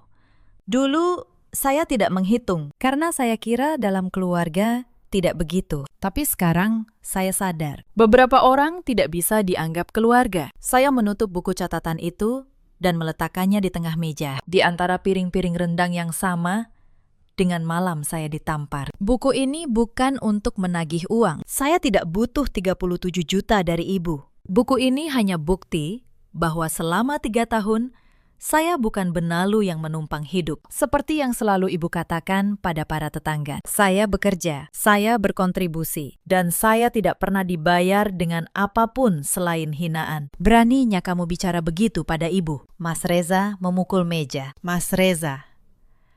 Mas Gali membentak. Apa ada satu kata pun yang tidak benar? Ibu sakit, dia yang merawat. Rumah direnovasi, dia yang mengawasi. Mas Reza tidak bisa menjawab. Yuni bergumam. Tapi bukankah memang tugasnya melakukan pekerjaan rumah? Yuni, kamu bekerja. Gajimu 6 juta. Sepulang kerja, berapa kali kamu memasak dan mengurus anakmu sendiri? Kalau pekerjaan rumah adalah tugas, mungkin kamu juga harus mengundurkan diri dan menjadi menantu teladan. Yuni tersipu dan terdiam. Anissa sayang. Ibu mertuamu hanya bilang beberapa kata. Om Bambang menengahi. Om, kalau kemarin ibu mertua datang ke tempat kerja Om dan mengatakan di depan kolega bahwa Om berperilaku tidak pantas, apakah Om tidak akan marah? Om Bambang terdiam. Bu Hartini tiba-tiba menangis sejadi-jadinya. Aku membesarkan anak yang tidak tahu berterima kasih. Seandainya saja aku mati. Lagi-lagi, trik yang sama. Dulu saat beliau menangis, saya akan luluh. Tapi hari ini Mas Gali hanya menatap dingin. Ibu, kalau ibu benar-benar ingin mati, ibu tidak akan duduk di sini. Ibu hanya ingin semua orang berpikir saya tidak tahu berterima kasih. Dan Anissa jahat. Tangisan berhenti. Bu Hartini mengangkat kepala. Matanya penuh kebencian. Kartu terakhirnya pun tidak berhasil. Kami sudah katakan semuanya. Mas Gali mengangkat gelas. Mulai hari ini, kita menjalani hidup masing-masing. Ini gelas terakhir. Makan malam selesai. Kami berjalan ke pintu keluar. Di pintu, saya berbalik. Bu Hartini duduk tak berdaya dengan tatapan kosong. Yuni berpura-pura menghiburnya. Tatapan itu seperti perpisahan. Dengan Anissa yang sabar. Dengan pernikahan yang menghinakan, menyesal. Tanya Mas Galih di luar. Tidak. Hanya lega. apapun yang terjadi. Kamu ada di sisiku. 3 hari kemudian, saya resmi mulai bekerja. Kehidupan saya berjalan lancar. Sampai suatu hari, Diandra menelpon saat saya lembur. Anissa, ibu mertuamu beraksi lagi. Dia menelpon klienmu dan bilang, kamu punya masalah integritas. Menuntut agar kamu diganti. Saya memegang telepon begitu erat hingga kuku menancap di telapak tangan. Untungnya, klien itu cerdas, tidak percaya, dan menelpon perusahaan untuk konfirmasi. Sore harinya, saya dan Lina menemui klien itu. Seorang perempuan paruh baya. Saya minta maaf atas gangguan ini. Ibu mertua saya melampiaskan amarah pada pekerjaan saya. Beliau melambaikan tangan. Anissa, sayang, saya mengagumimu. Keluar dari lingkungan seperti itu dan bekerja secemerlang ini. Saya juga pernah jadi menantu. Saat ibu mertuamu menelpon, awalnya saya marah. Tapi lalu saya berpikir, kalau dia benar, kenapa menelpon diam-diam? Tapi kamu harus menyelesaikan ini. Kamu desainer, reputasi adalah segalanya. Keesokan harinya, saya ke firma hukum dan bertemu Pak Bagus. Bu Anissa, kasus Anda jelas. Penyerangan di hadapan saksi adalah penganiayaan ringan. Fitnah di tempat kerja adalah kejahatan kehormatan. Bisa dituntut permintaan maaf di depan umum dan ganti rugi. Saya ingin menuntut. Bukan soal uang. Saya ingin dia mengerti. Ada harga yang harus dibayar. Baik. Tapi Anda harus mengumpulkan bukti, kesaksian, saksi, laporan medis tentang memar, dan bukti dia menelpon tempat kerja Anda. Saksi, banyak. Laporan medis, ada. Foto pipi saya, ada. Kolega bisa bersaksi soal telepon ke kantor. Cukup. Pertama, kita kirim surat somasi. Kalau dia menolak, kita maju ke pengadilan. Saya menceritakan semuanya pada Mas Gali. Kalau kamu menuntut, tidak akan ada jalan kembali. Katanya, sejak makan malam itu, sudah tidak ada jalan kembali. Mas, ironisnya begini, kalau dia berhasil, aku akan dipecat, lalu menjadi lebih bergantung padamu, lebih terikat pada keluarga Wijaya, dan dia bisa berbuat apa saja padaku. Dia tidak bodoh, dia jahat. Mas Gali mengangguk. Baiklah, aku mendukungmu. Surat somasi dikirim ke rumah lama. Tapi malam itu, telepon Yuni masuk. Anissa, ibu masuk rumah sakit. Stroke. Dia di ICU. Kepala saya kosong sesaat.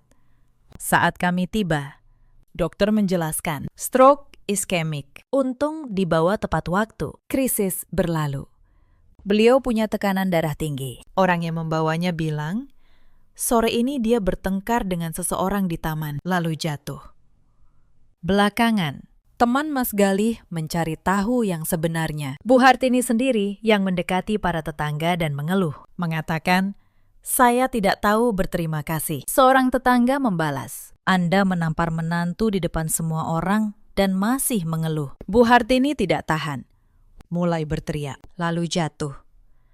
Topeng beliau jatuh dan beliau memasuki lingkaran setan. 1 jam sebelum jatuh, beliau bahkan menelpon kantor saya lagi, menuntut saya dipecat. Untungnya, Lina yang menjawab dan mengelak dengan sopan. Mas, aku ingin tetap menuntut. Kata saya, tenang.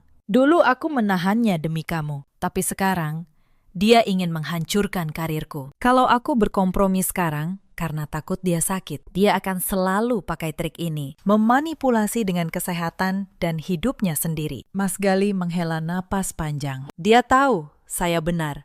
Lakukan yang menurutmu benar. Aku di sisimu, apapun keputusanmu. Keesokan paginya, saya menemui Pak Bagus di kantornya. Saya menyerahkan rekaman, tangkapan layar pesan, dan satu benda yang membuat beliau terdiam. Sebuah buku catatan kecil bersampul coklat. Selama 3 tahun, setiap hari, saya mencatat semua pekerjaan rumah tangga yang saya lakukan tanpa dibayar. Memasak untuk 20 orang setiap akhir pekan. Merawat Bu Hartini saat sakit. Membersihkan, mencuci, melayani. Saya bahkan menuliskan tarif jasa yang setara di pasaran untuk setiap pekerjaan itu. Pak Bagus membalik halaman demi halaman, lalu menatap saya.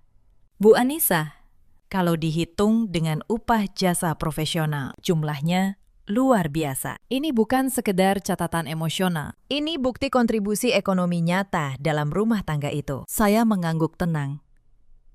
Saya tidak menuntut karena uang. Saya menuntut karena selama 3 tahun, kontribusi saya dianggap kewajiban, lalu dibayar dengan tamparan. Pak Bagus menyusun somasi resmi. Isinya 2 hal. Pertama, permintaan maaf tertulis dan terbuka dari Bu Hartini atas penganiayaan dan pencemaran nama baik di depan keluarga besar serta di depan calon pemberi kerja saya. Kedua, ganti rugi 50 juta rupiah yang dihitung berdasarkan buku catatan itu. Ditambah kerugian atas usaha menggagalkan pekerjaan saya. Saat surat somasi sampai ke rumah keluarga Wijaya, badai pecah. Mas Reza menelepon Mas Galih. Suaranya meledak. Kalian sudah gila. Menuntut ibu kandung sampai pengadilan. Mau ditaruh di mana muka keluarga ini? Muka keluarga, jawab saya. Mengambil alih telepon. Mas Reza, di mana muka keluarga saat ibu menampar saya di depan 20 orang? Di mana muka keluarga saat Mbak Yuni menyebar fitnah bahwa saya selingkuh dengan klien? Kalian baru ingat soal muka keluarga sekarang. Telepon hening sejenak. Lalu, Mbak Yuni merebut gagang telepon. Anissa, kamu menang sekarang, ya. Punya kerja, punya pengacara. Tapi ingat, kamu tidak akan pernah benar-benar jadi bagian keluarga ini. Mbak Yuni, kata saya pelan. Saya tidak pernah ingin jadi bagian dari keluarga yang menganggap penghinaan sebagai kasih sayang. Saya hanya ingin diperlakukan sebagai manusia. Saya menutup telepon. Tangan saya tidak gemetar sama sekali. 3 hari kemudian, Bu Hartini datang ke apartemen kami. Untuk pertama kalinya, beliau datang tanpa kemarahan di wajahnya. Yang ada hanya wajah pucat seorang perempuan tua yang ketakutan. Anissa, suaranya serak. Cabut tuntutan itu. Aku ini ibu mertuamu. Apa kamu tidak punya hati nurani, Bu? Jawab saya. Mempersilakan beliau duduk dan menuangkan teh hangat. Selama 3 tahun saya selalu punya hati nurani. Saya yang merawat ibu saat ibu demam tinggi tahun lalu. Saya yang bangun pukul 3 pagi merebus obat untuk ibu. Apakah saat itu ibu menganggap saya punya hati nurani? Atau hanya menganggap saya pembantu yang sudah seharusnya melayani? Bu Hartini terdiam. Cangkir teh bergetar di tangannya. Saya tidak membenci ibu. Lanjut saya. Tapi saya tidak bisa lagi membiarkan ibu mengira bahwa menyakiti saya tidak ada harganya. Permintaan maaf. Bu, hanya itu inti dari semua ini. Akui di depan keluarga bahwa ibu salah menampar saya. Maka saya akan mempertimbangkan untuk mengurangi tuntutan. Aku tidak akan pernah minta maaf pada menantu. Amarah lama itu meletup lagi. Beliau bangkit, wajahnya merah padam. Lebih baik mati daripada menundukkan kepala pada perempuan sepertimu. Beliau membanting pintu dan pergi. Malam itu, telepon berdering. Mas Galih mengangkatnya, lalu wajahnya berubah. Bu Hartini terkena stroke untuk kedua kalinya, di tengah amarahnya, dalam perjalanan pulang.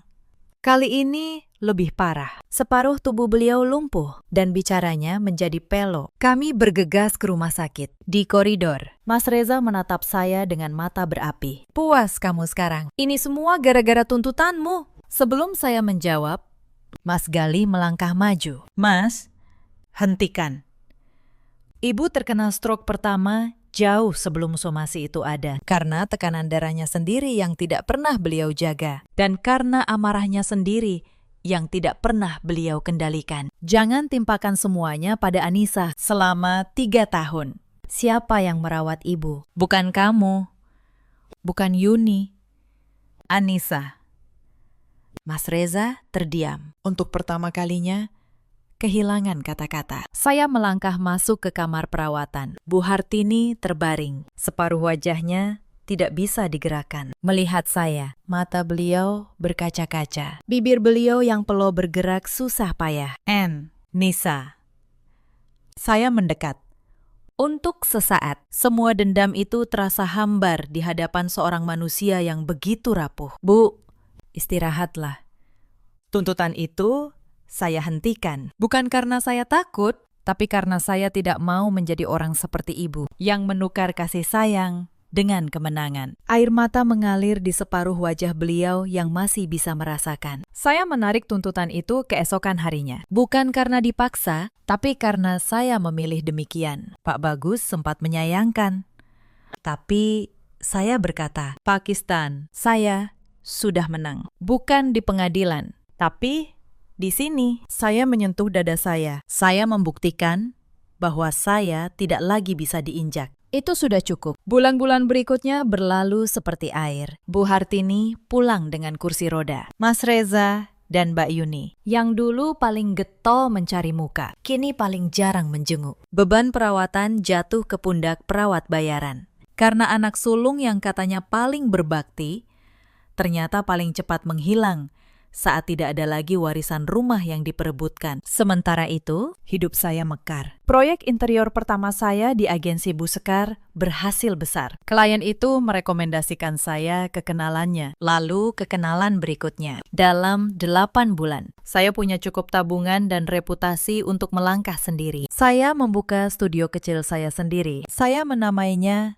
Ruang Anissa. Diandra, sahabat saya sejak kuliah, bergabung sebagai art director. Lina, junior yang dulu membela saya di telepon, ikut pindah menjadi staf pertama saya. Studio itu kecil, hanya 3 ruangan di lantai 2 sebuah ruko, tapi setiap sudutnya adalah milik saya. Untuk pertama kalinya dalam bertahun-tahun, saya bangun pagi bukan untuk melayani orang yang membenci saya, melainkan untuk membangun sesuatu yang saya cintai. Setahun setelah studio berdiri, desain saya untuk sebuah kafe butik memenangkan penghargaan desain interior tingkat kota. Malam penganugerahan itu, saya berdiri di atas panggung, menerima piala. Dengan Mas Galih, bertepuk tangan paling keras di barisan depan. Saat menyampaikan pidato singkat, saya berkata, "Penghargaan ini saya persembahkan untuk setiap perempuan yang pernah disuruh memilih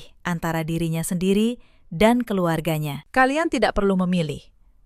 Kalian boleh memiliki keduanya, asalkan kalian tidak pernah menukar harga diri dengan apapun." Kabar kemenangan saya sampai ke keluarga Wijaya. Saya dengar dari Mas Galih bahwa Bu Hartini di kursi rodanya menyimpan kliping berita tentang saya, entah karena bangga, entah karena penyesalan. Mungkin keduanya. Malam tahun baru tiba. Tepat 1 tahun sejak studio saya berdiri dan hampir 2 tahun sejak tamparan itu. Keluarga besar berkumpul lagi. Kali ini di rumah Mas Reza. Dan untuk pertama kalinya, saya datang bukan sebagai menantu yang melayani di dapur, melainkan sebagai tamu yang dihormati. Bu Hartini duduk di kursi rodanya di sudut ruangan. Saat saya mendekat untuk memberi salam, beliau meraih tangan saya dengan tangan kirinya yang masih berfungsi. Bibir beliau bergerak susah payah. Kata-katanya pelo, namun jelas. "Maaf, kan? Ibu? Nisa, ibu?" Salah. Ruangan hening. 2 kata yang selama 3 tahun saya kira tidak akan pernah saya dengar. Saya berlutut di samping kursi roda beliau, menggenggam tangan beliau. "Sudah, Bu, sudah selesai." Bukan karena saya melupakan semuanya, tapi karena saya tidak mau lagi membawa beban itu. Memaafkan. Saya akhirnya mengerti. Bukan hadiah untuk orang yang menyakiti kita. Memaafkan adalah cara kita meletakkan beban agar bisa berjalan lebih ringan. Tengah malam, Mas Galih mengajak saya ke balkon. Di kejauhan, cahaya meledak-ledak. 1 tahun telah berlalu. "Mas," terasa seperti seumur hidup. Saya bersandar di bahunya. "Tahun ini, aku berubah dari menantu tertindas menjadi pemilik studio. Kadang kupikir kalau bukan karena tamparan itu, aku mungkin masih hidup seperti zombie di rumah. Kalau begitu, kita harus berterima kasih pada tamparan itu." "Tidak." Saya menggeleng. "Kita harus berterima kasih pada diriku sendiri karena menemukan kekuatan untuk bangkit, dan berterima kasih padamu karena berdiri di sisiku." Kembang api terus menerangi langit. Saya teringat diri saya 2 tahun lalu. Anissa yang menangis setelah ditampar. Semua keluhan, semua air mata, semua perjuangan telah berubah menjadi ketenangan dan kekuatan hari ini. Cerita ini mengajarkan satu hal. Jangan pernah menukar harga dirimu demi sebuah pengakuan yang tidak akan pernah datang. Dan jangan pernah mengira bahwa kesabaran tanpa batas akan membuatmu dicintai. Kadang, kesabaran hanya membuat orang lebih berani menyakitimu. Di luar sana, ada banyak perempuan yang seperti saya dulu, yang meninggalkan mimpi mereka demi keluarga, lalu perlahan kehilangan diri sendiri, yang mengira bahwa kalau mereka cukup baik, suatu hari mereka akan dihargai. Di luar sana, ada juga banyak suami yang diam terlalu lama. Mereka mengira bahwa waktu akan menyelesaikan segalanya.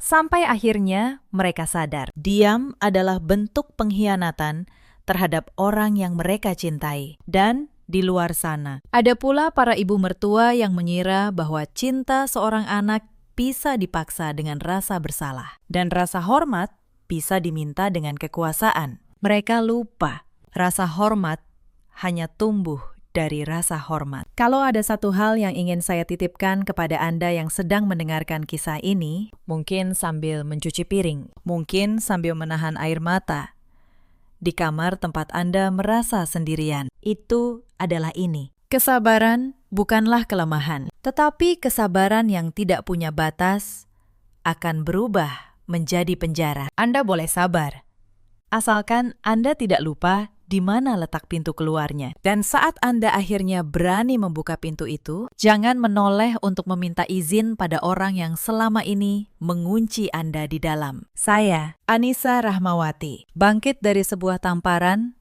menjadi seorang perempuan yang akhirnya memiliki namanya sendiri. Dalam hidup, kita selalu punya pilihan. Kita bisa terus menunduk dan berharap dunia menjadi lebih baik. Atau kita bisa berdiri, menarik garis, dan memutuskan siapa yang layak berada dalam hidup kita. Kalau kisah ini menyentuh hati Anda, ceritakan kisah kalian di kolom komentar. Kemandirian ekonomi adalah pilar utama seorang perempuan, dan keberanian untuk berkata tidak adalah hadiah yang hanya bisa kita berikan pada diri sendiri. Terima kasih sudah menemani sampai akhir.